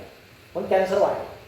ते गरम त्या भाजीबरोबर ते पोटात जाणं, चहाचा कप प्लास्टिकचा आहे, ते कण पोटात जाणं, कॅन्सर वाढले. त्यावेळेस असं निकोप होतं. पाळसाच्या पानाच्या तंत्रवाळ्या असायच्या, एक द्रोण असायचं, त्या द्रोणाला हमखास एखादं छिद्र असायचं, त्यात सार टाकले ते शेजारीच्या तंत्रवाळ्या. मग भाताची मूठ करायची, ते त्याच्या खाली ढिगा ठेवायची, त्यावर ते द्रोण ठेवायचं. बरं उचलून पिण्याची सोय नव्हती, मध्ये दिसत खाली वापरून त्यावर बरं दिसत नव्हतं. सार पुरायचा तो, कारण लोकांना तो पिता येत सगळी सोय. मग असे ते पंक्ती वगैरे बसायचे छान, त्यामध्ये वाढणारे बाबा वगैरे असे फिरायचे. सगळे गावातली माणसं होती, भाडोत्री नव्हती. आता सगळी भाडोत्री आहे. आता गंध लावणाऱ्यापासून भाडोत्री.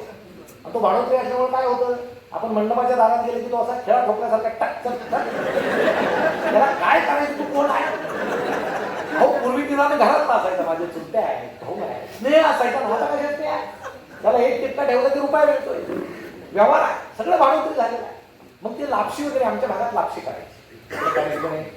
एक गव्हाचा भागा, त्यात गुळ टाकायचा, मग आदल्या दिवशी लापशी झाकून ठेवायची, बैलाच्या त्या साठ्यामध्ये, बैलगाडीच्या साठ्यात ती ठेवायची वगैरे.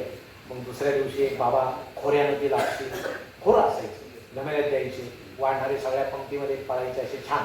त्या पंक्तीमध्ये एक बाबा फिरताना दिसायची, ते कोणाच्या लक्षात येत नव्हतं ती योजना. शेवटची पंगत जर मोठी बसली तर बाबा धावत यायची, जिथं लापशी ठेवली होती त्याला सांगायचे, अरे लापशी किती होती? थोडीच होती. अरे पंगत तर म्हटलं आता लापशी होणार. आपल्या घराची प्रतिष्ठा झाली. गाव म्हणे गोड पदार्थ सुद्धा यांना भरपूर करता आलं. ते बाबा सांगायचे घालू नको, माझ्या लक्षात होतं असं काहीतरी म्हणा. शेजारी एक लोखंडी पहार असायची, गरम केली तप्त, ते असे ते फडक्यामध्ये धरायचे ते बाबा आणि त्या लापशीच्या ढेगाऱ्यामध्ये अशी खुपसायची. आणि ती पहार लापशीच्या ढेगाऱ्यात खुपसल्याबरोबर सगळ्या लापशीला करपट वास लागायचा. कोणी लापशी खायला नाकाजवळ आली नको. मी जे सांगत असतो की प्रत्येक विनोदाच्या तळाशी एक वेदना असते, ही वेदना. विनोद नुसता हसण्यासाठी नसतो, तो काहीतरी दुःख दाखवतो. त्या साराच्या कडे मोठी 4-5 माणसाचे पाण्याचे बाटली घेऊन करायचे, मोठे बंद दिसली फार पण पाणी उठून द्यायचे. शेवटच्या लोकांना निवळ पाणी यायचं, पण कोणी तक्रार केली नाही. कारण प्रत्येकाला माहित होतं आपल्याला प्रेमानं बोलवलंय, ज्यानं केलं ते आपण खायला पाहिजे. नाही तर आपल्या आशीर्वादाने कोणाचं बदल झालं.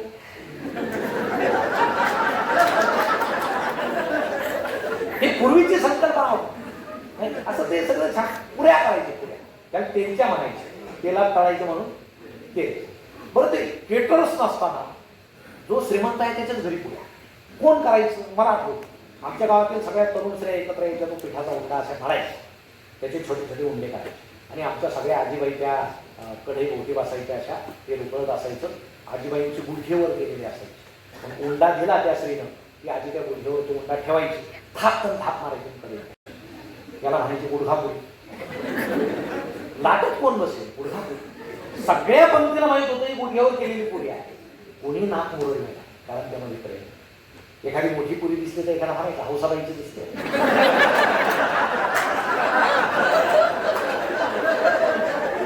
मजा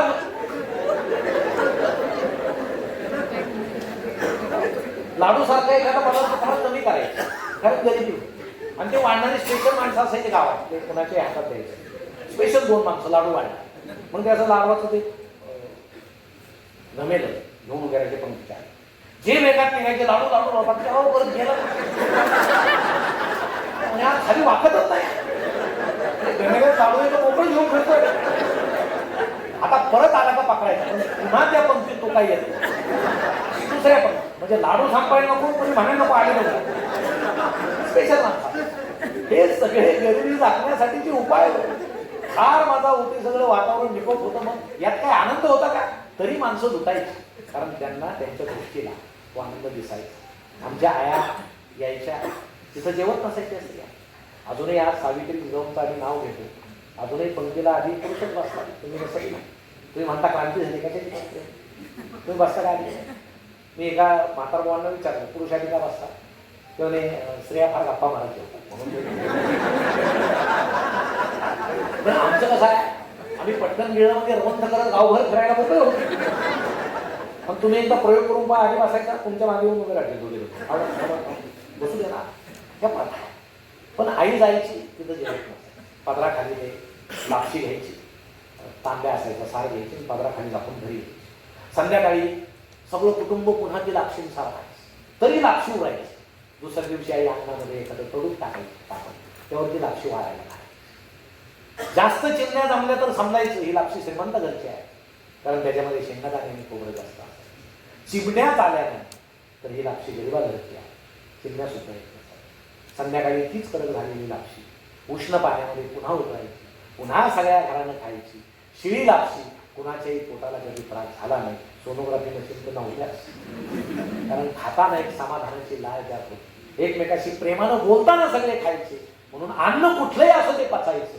आता ताजं अन्न आहे, माणूस कुणीतरी मागं लागल्यासारखा खातो, शेजारच्याशी बोलत नाही, पचन होत नाही, अनेक आजार होतात. म्हणून हे आपल्या अस्वस्थतेचं कारण आहे, कारण आपला शारीरिक त्रास हा आपल्या मनावर खूप अवलंबून असतो. आपलं मन स्वस्थ नाही, म्हणून या व्याधी सगळ्या आपल्याला होत असतात. या सगळ्याचा विचार करून आपण जास्तीत जास्त स्वस्थ आणि शांत राहण्याचा प्रयत्न केला पाहिजे. आपल्या वाचून या जगाचं काही बिघडत नाही, हे मनात एकदा आणलं की माणूस आनंदी राहू शकतो. आपल्या पुरता आनंद आपण शोधा. आता आमचे काही जुने लोक सांगतात ठीक आहे हा आनंद शोधला, पण माणसाचं जसं वय होत जाईल त्याला अशी शंका येते माझ्याकडे दुर्लक्ष होतं. तसं होत नसतं, ती मनाची झालेली समजूत आहे. पण आमच्या ज्येष्ठ लोकांनी एक गोष्ट लक्षात घ्या, तुम्ही निसर्गाबरोबर चाला, निसर्गाची साथ सोडू नका. जसं वय होईल निसर्ग आपल्याबरोबर असतो. आपल्याला कमी कमी ऐकवायला लागलं ती निसर्गाने केलेली सोय आहे. कारण निसर्ग काय सांगतो की बाबा तुझ्याविषयी कोणी चांगलं बोलेल आता याचा भरोसा नाही. तू हळूहळू बायरा, एक दिवस ठार बायरा. काय सुन्याला बोलायचं बोलू दे, तुला ऐकूच झालं नाही तर काय भेटणार काय? नुसतं तिच्याकडे बोलून हसायचं वावा. काय ते झाल्यानंतर काना झाले सवय परत पडत डबल आवाज येतो त्याचा, डबल दुःख. जर जसं वय होईल दिसायला कमी लागतं. काय तुम्हाला पाहण्यासारखं जग अपेक्षित गोष्टी आता हे जगात राहतात. निसर्ग सांगतो मी तुला हळूहळू आठवण करतो आणि एके दिवशी तुझ्या डोळ्यासमोर कायम चांगला बसतो. तरी आम्ही दार भिंगाची चष्मे लावून पुन्हा पुन्हा हे जग पाहतो. तुम्ही विचार करा, अंधुक झालेल्या माणसाला, एखाद्या जुन्या माणसाला जर प्री वेडिंग दिसलीच नाही तर त्याला दुःख होईल. पण ते चष्म्याने पाहतात काय बिघडलेलं, काय चाललं, काही चाललेलं नाही.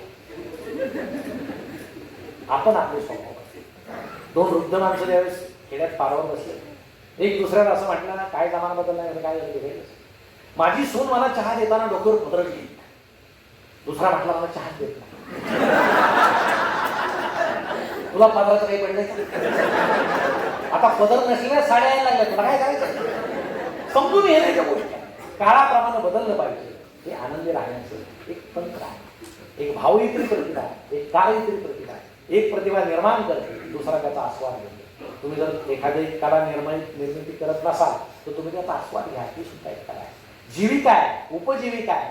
उपजीविका म्हणजे आपण जिथं पोट भरतो ते साधन, आणि जीविका म्हणजे आपण जगतो ते साधन. मला वाटतं उपजीविका आणि जीविका याच्यात गल्लत करू नका. जीविका ही महत्वाची आहे, उपजीविका जीविकेसाठी वापरा.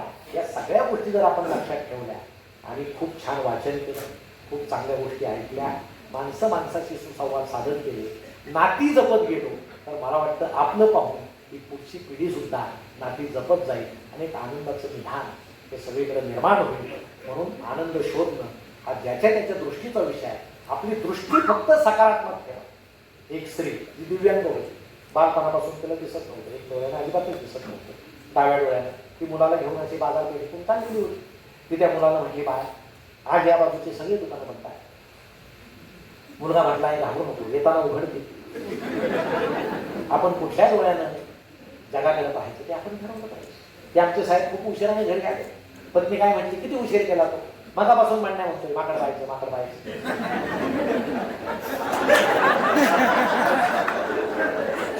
आता जो सकारात्मक विचाराचा आहे तो काय म्हणे, तुझ्यावर नाट्याच्यावर आपण माकड पाहिजे. पण जो नकारात्मक आहे तो काय म्हणे, वरासमोर मला माकड म्हणते. आता ती म्हणे म्हणायची काय गरज आहे, म्हणा ती म्हणा. शेवटी ही आपली सकारात्मक दृष्टी जी आहे. तुम्ही आभाळातले ढग पहा, एक ढग असतो.